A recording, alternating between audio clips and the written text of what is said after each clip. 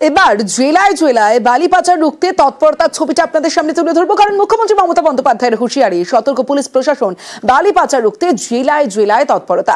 খড়িবাড়িতে পুলিশের জালে 1, বাঁকুড়ার জয়পুরে গ্রেফতার 5। এরই মধ্যে বালি পাচার রুখতে গিয়ে কুলটিতে বিক্ষোভের মুখে পুলিশ। বীরভূমের ডিএমকে ডাকছি বিধান, তোমার ওখানে যে গতিতে কাজ তুমি শুরু করেছিলে, হঠাৎ এমন কি হলো যে বালি সবচেয়ে বেশি পাচার ওখানে হচ্ছে? বীরভূম নিয়ে আমরা আগে যতটা খুশি ছিলাম, এখন কিন্তু আমরা ততটা খুশি নই। আমি তোমার সময় দিচ্ছি, 7 দিনের মধ্যে এগুলোকে রিকভারি করো। গভর্নমেন্ট রেভিনিউ কেউ নিয়ে চলে যাবে আর তোমরা আঙুল গুটিয়ে বসে থাকবে, এটা আমি কিন্তু টলারেট করবো না। কিছু আইসিও যা ইচ্ছে তাই করে বেড়াচ্ছে। তোমরা কি ভাবো যে আমার নলেজে কিছু নেই?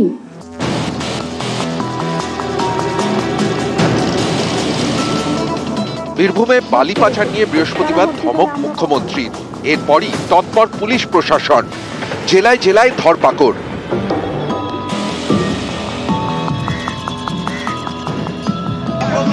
এরই মধ্যে বালি পাচার রুখতে গিয়ে বিক্ষোভের মুখে পুলিশ। বাঁকুড়ার জয়পুরে দীর্ঘদিন ধরেই দ্বারকেশ্বর থেকে বালি চুরির অভিযোগ। শুক্রবার বালি বোঝাই 5টি ট্রাক্টর বাজেয়াপ্ত করে পুলিশ। গ্রেফতার করা হয় 5 জনকে। 5টা ট্রাক্টর কোনো বৈধ চালান ছাড়াই বালি নিয়ে জয়পুরের দিকে আসছিল।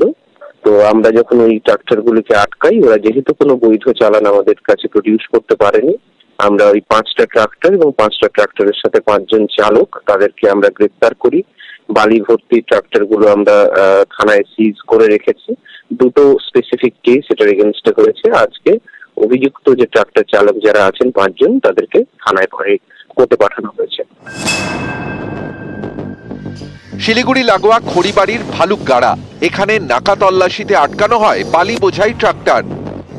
বৈধ নথিপত্র দেখাতে না পারায় গ্রেফতার করা হয় চালককে।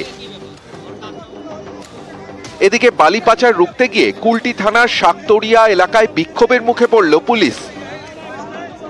শুক্রবার অটোয় করে বালি পাচার হচ্ছিল বলে অভিযোগ।